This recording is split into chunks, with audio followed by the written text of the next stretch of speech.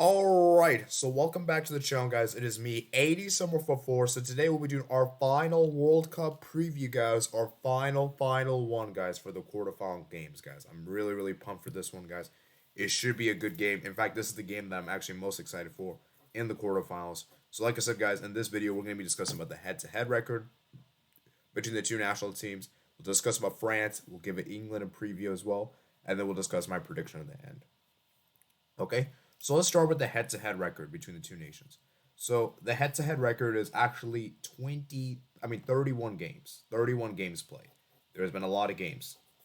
And England has actually won 9 of the games. France have won 17. 5 games have ended in a draw. The most recent meeting of England and France came, I believe it was in the 2017.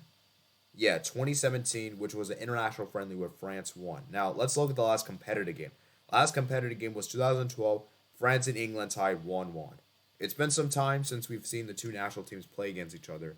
And England, man, they're definitely wanting to get the revenge. And obviously, France are World Cup champions, as we know. So let's go ahead and start our preview with France. Actually, let's start with England first. England, we're going to start with first. So coming into this tournament, guys, England were ranked pot one. They were put into a group that they were reasonably favorites for, with Iran, Wales, and the USA, and that they topped the group in a comfortable fashion with 7 points and with the significant +7 goal difference, which was pretty significant. And then in the round of 16, they played against Senegal, in which they destroyed them 3-0, with Henderson scoring a goal and Saka scoring a goal and Harry Kane scoring. And I think for the thing about this England team in particular, one of my biggest criticisms leading up to this tournament was that England, I felt like they were too reliant on Harry Kane. And I feel like now they've solved their scoring issues, and I feel like they don't have to rely on Kane as much as they probably would have before the World Cup, right? And we saw before the World Cup their form was terrible. I think they hadn't won in the last couple of games in the Nations League in particular. And I think England's coming to this tournament as kind of like the outsider. I don't think many people have them to win it, but they are always a team you should never write off of, especially in the World Cup setting. Because remember, guys, in the last two major international competitions, Euros and World Cup, Gareth Southgate has taken his boys to at least a semifinal finish, which is pretty commendable. You know.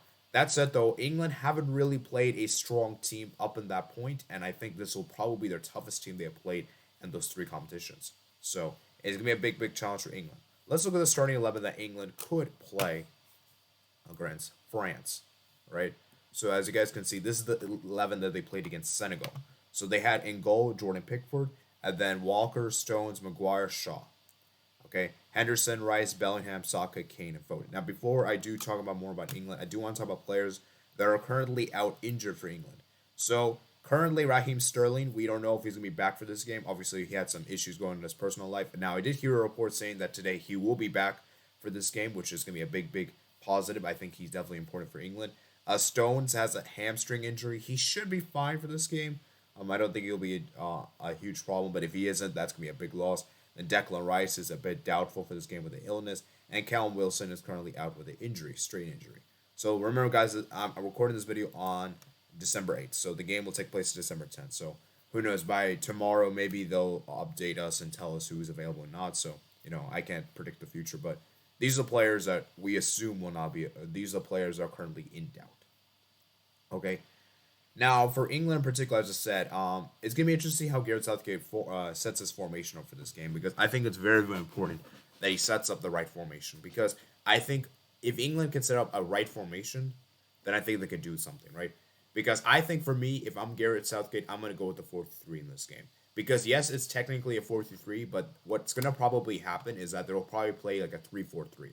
It will become, because Walker will probably drop to a center back, and we'll probably see Shaw and Henderson and Rice and Bellingham be the midfield. Now, what Gareth Southgate could do is maybe he could bring in Trippier to bring in that set piece deliveries, because I do think if England wants to win this game, they're gonna have to rely on the set pieces. We know France is not very particularly that great defensively, and and I think they can exploit set pieces. So maybe if Trippier can start this game in place of maybe, let's say, Stones, and let's say Walker goes to center back, then we can maybe see it. But I think the interesting thing with England as well is that how will the likes of Harry Kane and Phil Foden, Saka do in this game? Saka's been incredible in this tournament so far, but now is going to be a real big challenge to score against France, and Harry Kane as well. I mean, I've heard about him as one of the best strikers in the world, people tell me, but he has to do it in a big game for me.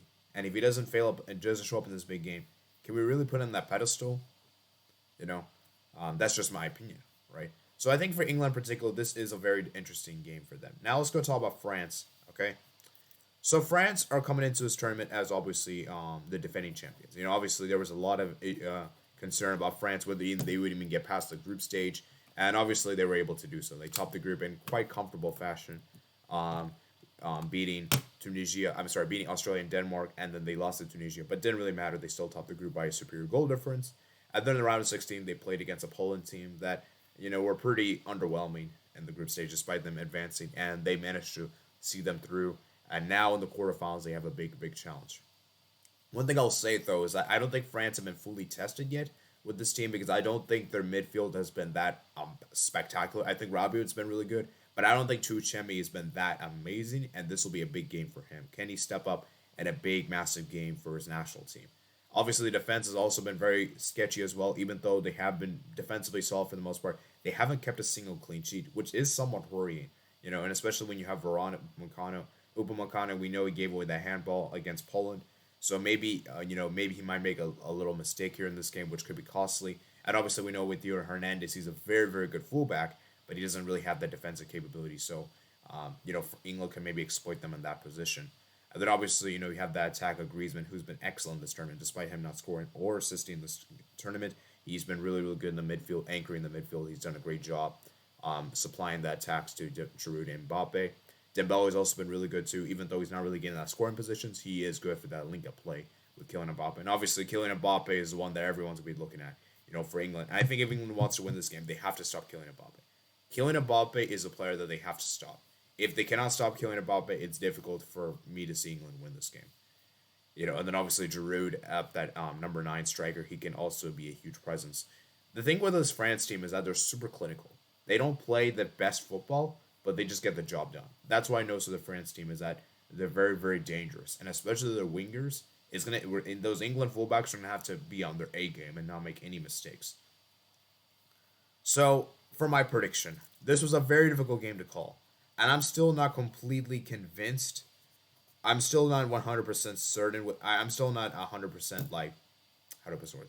100% confident with this prediction. I am going to go with France to win. I was really tempted to pick England to win, but the only reason I really pick England to win is just because I just don't think England are ready. I just don't think England is ready for this kind of occasion. The occasion might get the better of them. And we know that traditionally in the England in the past, when it comes to big pressured games, they generally tend to underperform. Whereas France, on the other hand, we know what they're capable of doing, as we've seen with defending champions. And the reason why I'm not 100% confident with France is that I don't really think their midfield has been that amazing. And I do think England could dominate them in the midfield battle. But the thing that sees me with picking France more is their attack. Their attack is just too good. I just think that Giroud and Mbappe is just a really dangerous combination. And I just I can't say for certain that Saka or let's say Phil Foden's going to turn up in this game, or even Rashford for that matter. So, yeah, I'm going to go with France to win. It's going to be a close game. I think this will go to extra time, and I think France will just edge this out 2-1 after extra time. And it should be interesting, man. It should be interesting. So, like I said, we'll wait and see what happens. Obviously, there will be more videos related to the World Cup in the coming days. I was actually going to do a combined 11. So let's go ahead and do a combined 11 real quick. Real quickly, I just realized I should have done one. So let me go ahead and do one real quick. So let me go ahead and write this down. So let's do a combined 11. Okay, so I'm just going to say it out this time. I'm not going to use the create formation. So we're just going to just say it. So sorry for the delay there. So let's go ahead and get started. So combined 11. Okay, combined 11. Actually, you know what? Let me let's get the website. We're gonna get to the website. So let me go ahead and pull it up here. So let's do it. Let's do it, guys. Sorry, I should have just done this beforehand. Just remember now. Okay, so manager, I'm gonna go with the 4-3-3 formation. Personally, I just think it's the best formation for combined 11s. Manager, I'm gonna go for Gareth Southgate or Didier Deschamps. This is a difficult one. a difficult one. I am going to go with Didier Deschamps, though, simply because he's been in charge for a longer period of time. And I do feel that there's still criticism with Gareth Southgate when it comes to England, and I don't think he's very much appreciated. So it's a close one, but I'm going to go with him. Then anyways, we got Pickford or Lloris. I'm going to go with Pickford personally. I think Pickford is a better goalkeeper than Lloris. I think he comes up more clutch for the national team, so I'm going to go with Pickford. Right back, we got Kyle Walker, Kieran Trippier. I'm only going to go with players that are in the World Cup roster, and then we got Pavard and Koundé. I'm personally going to go with Walker on this one, guys. I think he's more experienced than Koundé. Left back is Luke Shaw. Theo Hernandez is definitely Theo Hernandez. I don't think there's even a debate to be had there. Center backs, we have for France, you got Varane, Upamecano, and for England, you got Stones and Maguire. I am going to go with John Stones at the back, and I'm actually going to go with Varane. I'm going to go with Varane and Stones. I think that's the best partnership you can have at the back. CDM, it's got to be Declan Rice. France, their CDM is Tuchemi, and I don't think he's proven enough yet, so I can't put him in there. And the other center mid, we have to put Rabiot there. He's been excellent for France. And then Bellingham, I forgot to talk about Bellingham. He's been fantastic for England, so he's been really good. Then striker, obviously, it's got to be it's Giroud or Kane. This is a really difficult one. I am gonna go with Giroud. Actually, yeah, I'm gonna go with Giroud. I'm gonna go with Giroud on this one. And the left wing, you gotta put Mbappe there. And the right winger, I'm gonna put Bukayo Saka personally. So let's take a look at how many England and French players we got. So I put manager Didier Deschamps. So let's see. So England we have Saka, we have Bellingham, Rice, so 3, and then we have 4, 5, and then 6, and then France we got 6. So I think it's fair. It's a good 11. So that is my combined 11 for France versus England. Let me know your combined 11s in the comment section below. So remember, guys, if you made it all the way this far in this video, please consider hitting that subscribe button. Like this video to enjoy. Comment down below your thoughts for this game. And yeah, it should be a good game, man. It should be a good game. And by the way, guys, I may do a watch along for this game. It just depends on my exam schedule because right now I got exams the weekend. So I'll see if I can do or not. I'll have a decision be made by tomorrow night. So hope you guys do enjoy, and I'll see you guys later. Peace out.